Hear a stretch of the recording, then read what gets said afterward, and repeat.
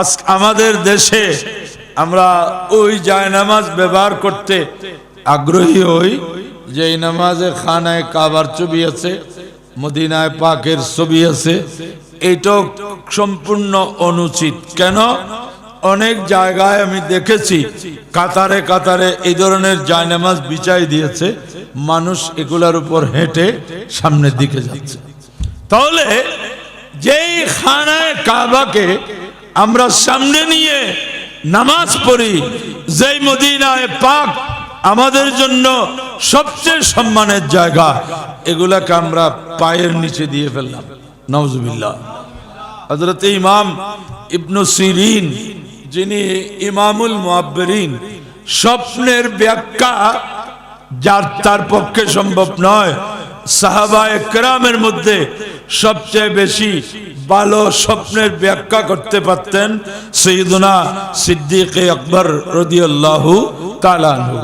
তাবেঈনের মধ্যে হযরতে ইমাম আবু বকর মুহাম্মদ ইবনে সিরিন রাদিয়াল্লাহু আনহু, যাকে ইমামুল মুআব্বিরিন বলা হয়, তো ওনার কাছে একজন মানুষ এসে বললেন যে হুজুর, আমি স্বপ্নে দেখলাম যে আমি আমার পা রসুলে পাক সাল্লাল্লাহু আলাইহি ওয়াসাল্লামের নূরানি চেহারার উপর রেখেছি। নাউজুবিল্লাহ। লোকটি অস্থির। কি দেখলাম আমি? যে আমি প্যারা নবীর নূরানি চেহারায় পাকের উপর পা রাখতে দেখলাম। আমি তো মনে হয় শেষ বরবাদ। উনি ঘুম থেকে উঠেই ওনার কাছে এসেছেন। তো উনি বলছেন, আপনি কি রাতে মোজা পায়ে ঘুম গেছেন? মোজা পায়ে ঘুমাইছেন? বলুন মোজা এখনো খুলি নাই তো, মোজা তো এখনো পরা আছে। বলে মোজা খোলো। মোজা যখন খুলছে, কেমনে কয়েন পয়সা আছে না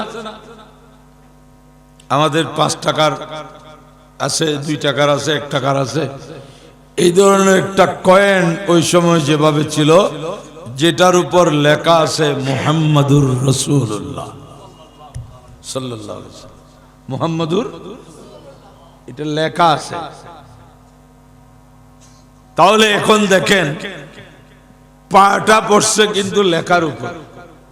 পাটা পড়ছে কিসের উপর? লেখা কি? কতগুলো বর্ণের সমষ্টিতে শব্দ, 3টি শব্দ, মুহাম্মাদুর রাসূলুল্লাহ সাল্লাল্লাহু আলাইহি ওয়াসাল্লাম। উনি ওনার পা পড়েছে শব্দের উপর, কিন্তু দেখলেন কি? প্যারা নবীর নূরানি চেহারায় পাকের উপর পা রাখতে দেখেছেন। তাহলে বোঝা গেল যে এটা কত মারাত্মক। ওই মানুষটার কেমনে খবর ছিল না। আর উনি ইমামুল মুআব্বিরিন, স্বপ্নের তাবির করার এত ক্ষমতা ওনার ছিল। এক ব্যক্তি এসে ওনাকে জিজ্ঞেস করতেছেন, হুজুর, একজন মানুষ স্বপ্নে দেখছে যে ডিম আছে না, ডিম আন্ডা, ডিমের সাদাটা নিচ্ছে, কুসুমটা ফেলে দিচ্ছে। তো ইমাম ইবনে সিরিন বললেন, কে দেখছে স্বপ্ন? বলে একজন মানুষ দেখছে। তাবিলটা, তাবির আমাকে জিজ্ঞেস করতে বলছে। বলে না, কে দেখছে তার নাম বলো। বলে না, এটার নাম বলা যাবে না, আমাকে জিজ্ঞেস করছে। তো ইনি বললেন যে তুমি যতই আমাকে জিজ্ঞেস করো, আমি বলবো না, যে দেখছে তাকেই আসতে হবে, যে দেখছে তাকেই আসতে হবে।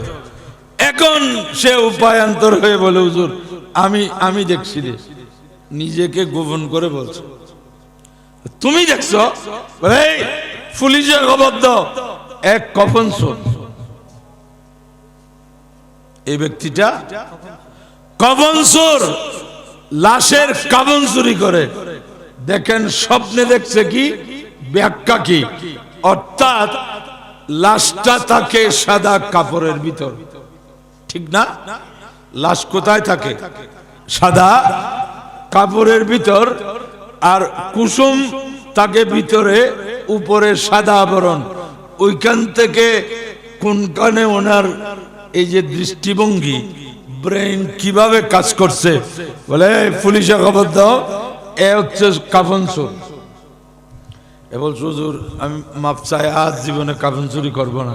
তার মানে স্বপ্নের মাধ্যমে চোর ধরে ফেলছে, স্বপ্নের ব্যাখ্যার মাধ্যমে। অতএব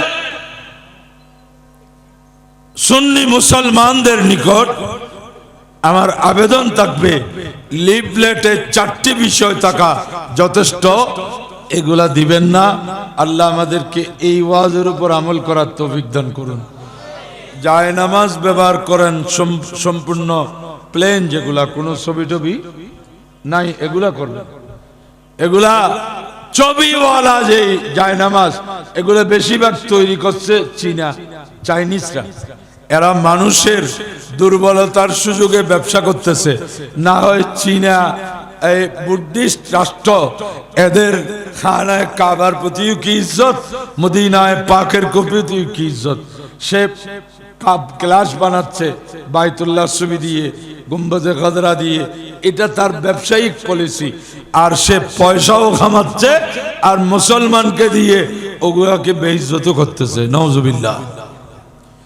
এমনকি ইমাম সাহেবের পেশ মুসল্লায়ও যদি ওই ছবি খানায় কাবা, মদিনায় পাকের ছবিওয়ালা জায়নামাজ দেয়, তো ইমাম সাহেব যখন ফজরের সময়, আসরের সময় ঘুরে বসেন, তো বসেন কিসের উপর? খানায় কাবার উপর, মদিনায় পাকের উপর। এই জন্য আমি কোথাও জায়নামাজ দিতে দিই না। এটা কিতাবে পাওয়ার পর অনেক জায়গায় চেয়ারে জায়নামাজ দিয়ে দেয়, কোনো দরকার নেই। টেবিলেও দেয় অনেকে। ওই ছবিওয়ালা জায়নামাজ ব্যবহার করবেন না।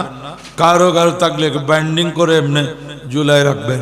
আল্লাহ, কারণ এই আল্লাহর যেগুলা নিদর্শন, আল্লাহর যেগুলা শেয়ার, এগুলার প্রতি সম্মান, এটা এই কথার প্রমাণ যে আমাদের কলবে তাকওয়া আছে। জাহেরি তাকওয়া একটা, আরেকটা হচ্ছে কলবের তাকওয়া। আল্লাহ বলেন, ওয়া মান ইউআযযিম শাইরাল্লাহ ফাইন্নাহা মিন তাকওয়াল কুলুব। শাইরুল্লাহকে, আল্লাহর নিদর্শনকে যারা সম্মান করবে, এটা একতার প্রমাণ যে তাদের কলবে তাকওয়া আছে। বড় করে বলুন সুবহানাল্লাহ। তাকওয়া দুই ধরনের, একটা জাহেরি তাকওয়া, লেবাসে, পোশাকে, দাঁড়িয়ে, টুপিয়ে, পাগড়িয়ে, এগুলা জাহেরি।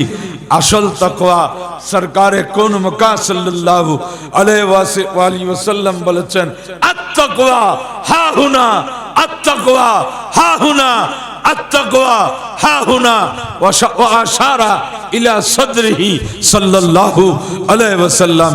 রাসূল পাক সাল্লাল্লাহু আলাইহি ওয়াসাল্লাম বললেন, আসল তাকওয়া হচ্ছে কলবের ভিতর। বড় করে বলুন সুবহানাল্লাহ। তো প্রিয় হাজরিন, আয়োজক পক্ষকে ধন্যবাদ, যারা নির্দিষ্ট বিষয়ের উপর বক্তব্য রাখার জন্য অনুরোধ করেছেন।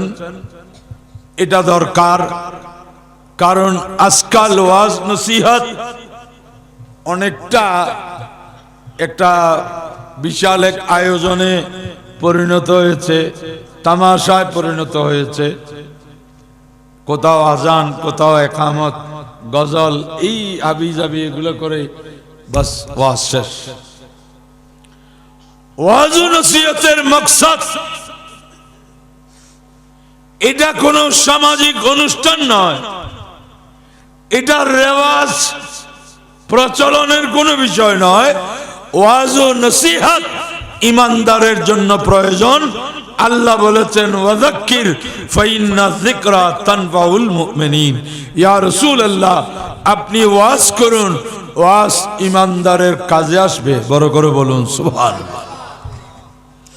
এখন এমন কিছু ওয়াজ আছে যেখানে মানুষ লোকে লোকারণ্য হয়, আর মানুষ বলে অনেক মানুষ হয়েছে, বিশাল মাহফিল হয়েছে, অনেক কিছু হয়েছে, কি হয়েছে একটা যদি বলতে বলে তখন আর পারে না। কারণ এমন কিছু মাহফিল আছে যেখানে 2-4 ঘন্টায় মিলে খুঁজে পাওয়ার মতো বলার মতো কোনো বিষয় থাকে না, এমনি বিশাল আয়োজন। তো সেখান থেকে নির্দিষ্ট বিষয়ের উপর যখন বক্তব্য রাখতে বলা হবে তখন দেখা যাবে যে বক্তার ক্যাপাসিটি কতটুকু আছে।